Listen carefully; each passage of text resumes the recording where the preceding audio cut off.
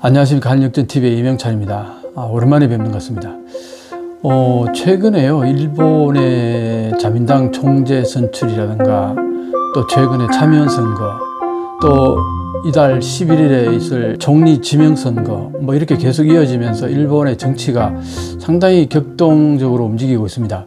일본의 정치를 좀 얘기하고 싶은데, 이제 왜 얘기하느냐. 지금 현재 일본의 그동안 제가 많은 일본 영상들을 찍었습니다만, 일본의 경제가 그렇게 썩 좋지 않고, 잃어버린 30년 앞으로 이게 또 더 갈지도 모른다. 앞으로도 좋아지는 듯 하지만 또 꼭 그렇지도 않은 것 같다. 이 모든 것들이 사실은 그 뿌리에는 정치가 원인이었거든요. 일본의 정치. 노인 정치, 자민당의 꼰대 정치, 여러 가지. 제가 늘 그동안 얘기했던 게, 일본의 자민당은 쇼미 기긴과 끼랬다. 한마디로 한국말로 얘기하면은, 이제 유통기한이 지났다. 그렇게 얘기를 해왔는데, 아니나 다를까 이번에 총선거에서 자민당이 참패를 하고, 뭔가 전후의 일본 정치에 있어서 새로운 어떤 흐름이 탄생하는 게 아닌가 하는 그런 느낌을 이제 받게 됩니다. 현재 일본에 급격하게 벌어지고 있는 이 변화를 어떻게 읽을 것인가 상당히 흥미롭습니다. 그동안 큰 변화 없이 흘러오다가 지금 현재 큰 변화를 겪고 있다는 겁니다. 그 부분에 대해서 오늘 여러분들하고 같이 얘기 나눠볼까 합니다. 이 그래프를 한번 보시면요, 이번 참여연 선거에서 해산하기 전에 279석이었던 일본 정부 여당 연합 연립 정권이 이번에 64석을 잃어버리고 215석에 멈췄죠. 대참패라고 그럽니다. 이게 지금 과반수를 차지하지 못했죠. 과반수가 233석인데 215석이니까 몇 석이 모자랍니까? 꽤 많이 모자라죠. 그래서 이제 이 부분이 지금 여러 가지 어려움을 탄생시킬 것이다. 또 새로운 많은 시나리오들이 그려지고 있고, 그래서 오늘 일본의 앞으로 이루어질 정치 변화, 흐름, 여기에 대해서 좀 얘기를 나눠볼까 합니다.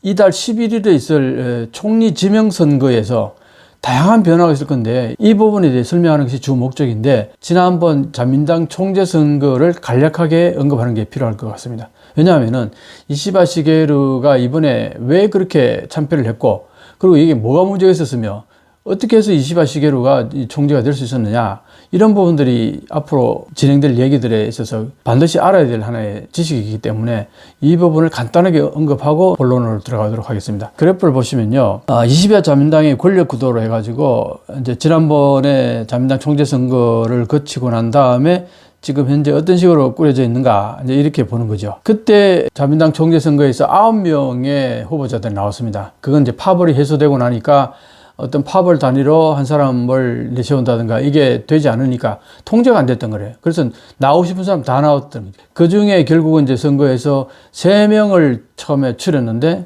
1차 투표 결과를 보게 되면은 1위가 다카이치 사나에, 2위가 이시바 시게루, 3위가 고이즈미 신지로, 이렇게 나왔습니다.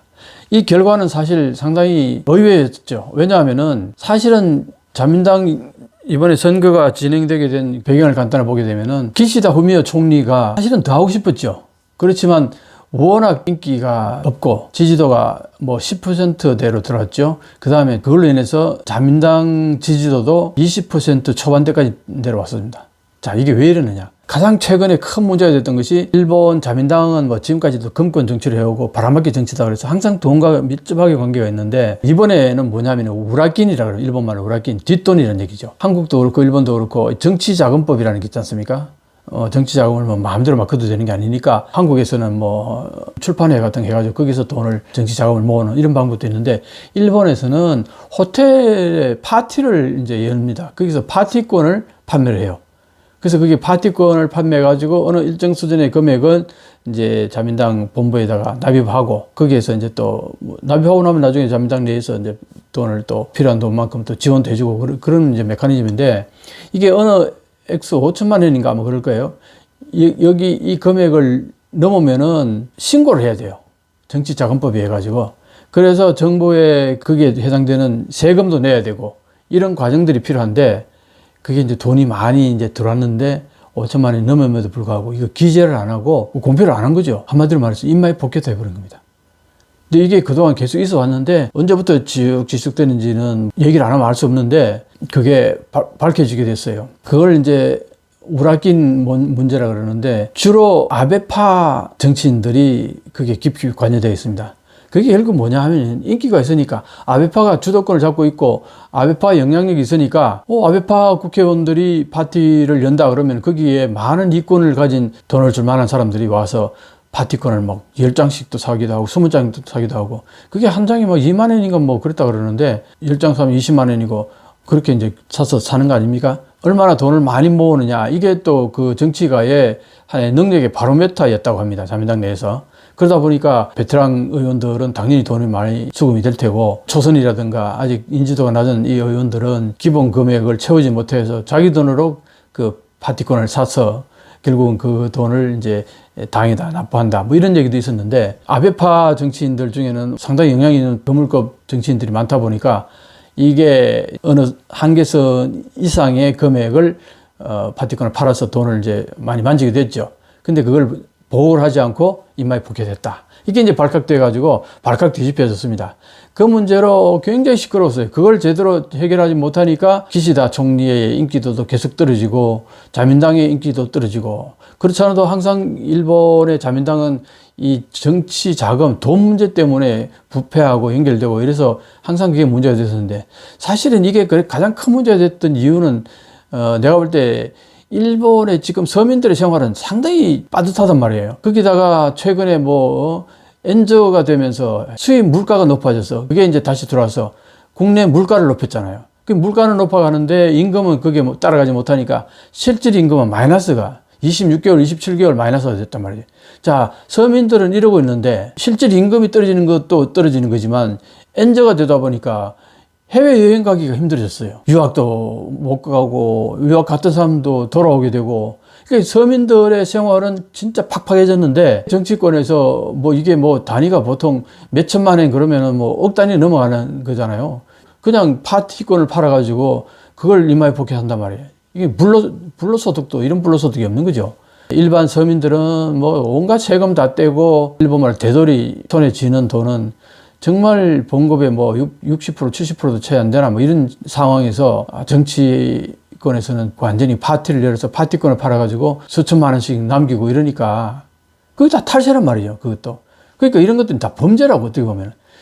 자, 그래서 거기에 대해서 비판 여론이 쏟아지면서 자민당의 지지도도 떨어지고 기시다 총리의 지지도 떨어졌어요. 그래서 기시다 총리가 더 총리를 하고 싶었지만 총재 선거에 불출마하겠다고 선언을 한 거 아닙니까? 지지도가 떨어지니까요. 그런데도 계속 나왔다고 하는 자민당 지지도가 완전히 폭락할 것 같으니까 그렇게 해서 이제 지난번에 자민당 총재 선거가 있었는데 그 선거에서 9명이나 출연해가지고 경쟁이 벌어진 거죠. 거기에서 이시바 시게루하고 다카이치 사나의 고이즈미 신지로 이 세 사람이 1, 2, 3등을 이제 1차 투표에서 차지했다는 거 아닙니까? 자, 그런데 이게 의외로 이렇게 결과가 나온 게 뭐냐면은 이번 선거에서는요, 초기부터 어떤 얘기가 계속 왔냐면 고이즈미 신지로를 이미 총리로서 거의 지정된 거나 마찬가지 식으로 언론이 보도를 하기 시작했어요. 대형 언론들은 고이즈미 신지로를 총리로 만들기 위해서 사실은 거의 여론을 조성하는 듯한 그런 움직임이었습니다. 그래서 어떤 언론에서는 보면은 고이즈미 신지로 내각 명단을 발표하기도 했습니다. 그런 맥락으로 이제 발표를 했는데 분위기는 고이즈미 신지로가 이번에 총리가 되고 그래서 이제 세대 교체가 확 이루어져서 자민당의 소위 말하는 노인 정치는 끝나는 거 아니냐. 그러면 이제 일본도 좀 더 젊어지고 새롭게 사회 분위기도 많이 반전이 되고 뭔가 좀 변화가 있고 이런 시나리오가 그려졌는데 그래서 고이즈미 신지로가 이번에 총리가 되나 보다 하고 저도 그렇게 생각을 했죠. 근데 웬걸 아니 그 후보자들이 TV에서 합동 토론을 딱 1차 딱 거치자마자 고이즈미 신지로는 지지도가 폭락을 하네요. 왜 그렇겠습니까? 토론이 준비가 전혀 안 된 겁니다. 40대 초반이니까 사실은 그리고 지금까지 총리 후보로서 처음 또 입후보를 했단 말이에요. 몇 번 했으면 토론도 거치면서 스스로 한번 점검도 해보고 그런 과정이 있었으면은 준비를 단단히 했을 텐데 내가 볼 때 토론 같은 거 해본 적이 없는 거죠. 그러니까 그런 상황에서 집중적으로 질문도 받고 그러니까 견제도 받고 그러니까 이게 제대로 된 토론이 안 됐던 겁니다. 그래서 일반인들이 바라볼 때는 고이즈미 신지로는 전혀 준비가 안 돼 있다. 머릿속에 뭐가 들은 거냐. 그전부터 환경장관 하면서도 여러 가지 기언들 많이 발휘했었죠. 그래서 그게 뭐 언론에서 상당히 그 회자되기도 하고 했죠. 뭐 우리가 모르는 바는 아닌데, 그런데 이번에 뭐 일본 언론들은 다 뭐 그냥 고이즈미 신지로를 총리로 밀어붙이는 듯한 그런 분위기로 몰아갔는데, 어쨌든 토론을 거치면서 아웃됐습니다. 자, 그러니까 이제 나머지 두 사람이 남았어요. 권력 구도를 한번 보면요, 어떤 일들이 벌어지냐니까, 이시바 시게루가 지금 총재가 된 상태에서 이 권력 구도를 이렇게 이제 그려 나온 건데, 요걸 보면서 한번 설명을 드리면은, 고이즈미 신지로가 삼자한 것은 토론회에서 아웃돼서 그렇단 말이죠. 그래서 두 사람이 남았어요. 두 사람이 어떤 성격이냐 하면은, 이시바 시게루는 자민당 내에서 국회의원들 사이에서는 인기가 아주 없었습니다. 왜냐하면은 국회의원들하고 같이 어울리면서 저녁에 술도 한잔 하면서 뭐랄까 팝을 형성을 위해서 그 노력도 하고 이런 것들이 있어야 되는데 전혀 그런 행동을 안 했어요. 차라리 집에서 책 한 권 읽는 게 낫겠다. 영양가 없는 술자리에서 쓸데없는 얘기들 그거 다 쓸데없다. 뭐 그런 마인드를 가지고 팝을 활동이랄까 이런 것들을 거의 안 했단 말입니다. 그러니까 자민당 내에서 특히 아베파하고는 상당히 이게 관계가 안 좋았어요. 왜냐? 아베파가 잘 나갈 때 누가 아베를 비판합니까? 다들 아베 앞에 뭐 손탁한다 그러죠. 이제 알아서 긴다 그럽니다. 일본 말로. 다 그런 환경인데 유독 이 이시바 시게루만 아베를 비판했습니다. 그러니까 그 당시에 절대 권력이니까 절대 권력에 대해서 여러 가지 문제가 발생했죠. 가게 학원 문제라든가 무슨 사쿠라 뭐 구경 문제라든가 뭐 이런 것들 몇 개가 이제 계속 문제가 됐죠. 그럴 때마다 이시바 시게루는 상당히 그 신랄하게 비판하는 부분도 있었고, 그러다 보니까 자민당 내에서는 국회의원들이 이시바 시게루를 그렇게 썩 좋아하지 않았습니다. 그러니까 지난번 네 번째 총재 선거에 나왔을 때 그때도 결과가 영 안 좋았어요. 자, 그러니까 네 번 나왔는데 결과가 안 좋으니까 이제 이시바 시게루는 더 이상 총재 후보로 나오기 힘들지 않을까. 이제 이런 이제 분위기가 되다 보니까 이시바 시게루가 같이 활동하던 그 파벌들의 구성원들이 하나 둘씩 떠나갔어요. 그 파벌 거의 해체가 된 거랑 마찬가지입니다. 그 총재 선거에 나와서 결과가 안 좋으니까 더 이상 이제 기대할 수 없겠다. 뭐 그런 거죠. 그래서 지난번에 그 정도 그렇게 되니까 이시바 시게루는 이제 끝난 거 아니냐 그랬는데 이번에 나와가지고 총재가 됐단 말이에요. 이게 이제 깜짝 놀랄 일이죠. 사실은 이시바 시게루 총재 되고 나서 일본은 어떻게 보면 정말 뭐 시끌벅적했습니다. 이게 도대체 어떻게 이렇게 가능했느냐. 자, 그런데 이걸 이제 좀 한번 보시면은 아까 고이즈미 신지로가 대형 언론들이 다 이제 만든다. 그 사회적인 분위기가 비슷하게 그렇게 흘러갔는데 자민당 내에서도 그렇고 킹메이커 의원들 있잖아요. 원로원들. 이 사람들이 다 고이즈미 신지로를 이제 밀어준다. 뭐 그런 분위기였는데 이게 뭐 본인의 실력이 가지고 아웃돼 버리니까 뭐 방법이 없잖아요. 다 당황을 한 거죠. 그래서 이제 2차 투표로 간 거 아닙니까?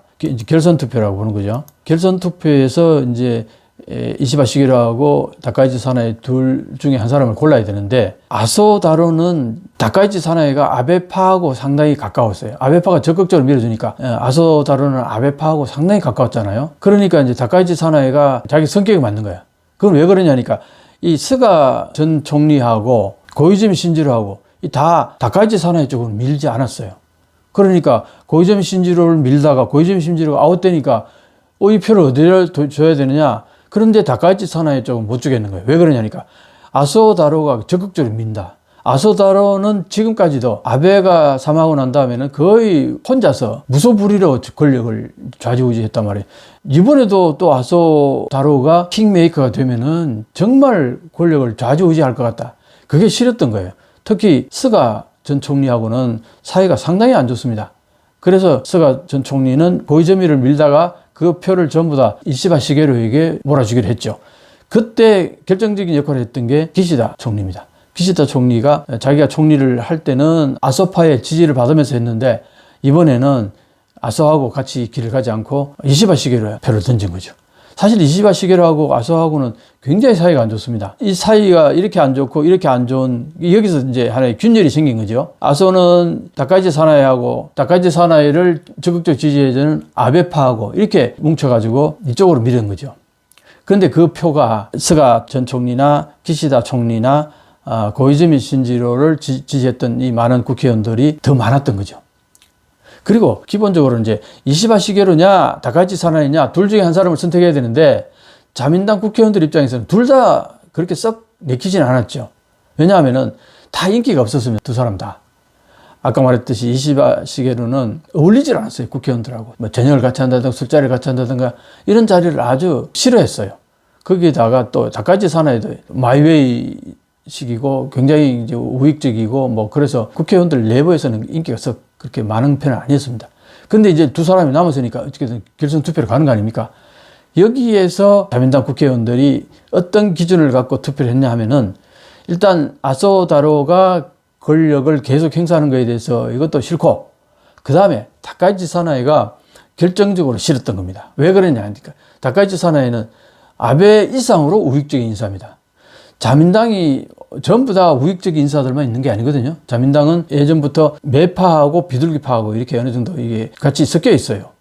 그래서 매파로 갔다가 비둘기파로 갔다가 이렇게 하면서 여당, 야당 개념이 되기도 하고 그랬는데 비둘기파 입장에서는 이 매파인 이 다카이치 사나이가 못마땅한 거예요. 가장 핵심적인 얘기는 뭐냐니까 야스쿠니 진자를 매년 참배하겠다. 반드시 참배하겠다 그랬어요. 그리고 지금까지도 야스쿠니 진자 참배했을 뿐만 아니라 그런 얘기를 함으로 인해 가지고 우익들의 적극적인 지지를 받았던 거죠. 열광적인 지지를 받은 거죠. 그걸 이용하는 건데 자민당 국회의원들은 다수가 이 다카이치 사나이의 그 아주 극우익적인 정체성 이기에 대해서 그렇게 썩 달가워하지 않았다는 거죠. 그리고 만약에 다카이치 사나이가 총리가 돼서 야스쿠니 진자를 매년 참배한다 그랬을 경우 이 외교적인 참사를 받아들일 수 없다 이렇게 본 겁니다. 자, 야스쿠니 진자 매년 참배한다 그러면 어떻게 한국과의 관계는 좋아질 수 있겠어요? 중국과의 관계는 어떻겠습니까? 말할 것도 없죠. 자, 한중 관계하고 나빠지는 것에 대해서 이 아베파, 아베 전 총리나 다카이치 사나이나 별로 그렇게 크게 개의치 않았습니다. 아베 총리는 뭐 총리 시절에 아예 뭐 혐한이라든가 혐중을 그 정치적인 하나의 자기 지지 기반으로 활용을 했을 정도니까요. 그러니까 한국이나 중국이 반대하는 건 전혀 개의치 않았습니다. 뭐가 문제였느냐? 결정적인 건 미국이 했어요. 아베가 그때 야스쿠니 참배했을 때 미국 지금 현재 바이든 대통령이 그 당시 부통령 할 때 대실망을 했다 이렇게 얘기했죠. 이 외교적인 은사로서는 대실망이라는 단어가 그게 만만치 않은 단어인데 부시 그 당시 부대통령은 아베한테 절대 야스쿠니 진자 가지 마라. 여러 번 경고를 했어요. 그런데도 그냥 그걸 무시하고 갔단 말이에요. 그래서 대실망했다. 그리고 그 뭐 공개적으로 대실망했다는데 그 뒤쪽에서는 얼마나 많은 비판과 뭐 압력이 있었겠습니까? 그래서 한 번 가고 두 번 다시 안 갔죠. 7년 8개월 가까이 총리를 하면서 딱 한 번 가고 그 뒤로는 야스쿠니 진자 참배 안 했단 말이에요. 자, 이게 이 다카이치 사나이는 반드시 매년 야스쿠니 진자 참배하겠다. 그리고 이 사람은 하고도 남은 사람이에요. 이걸 이제 자민당 국회의원들이 대부분이 이거는 못 받아들이겠다 본 겁니다.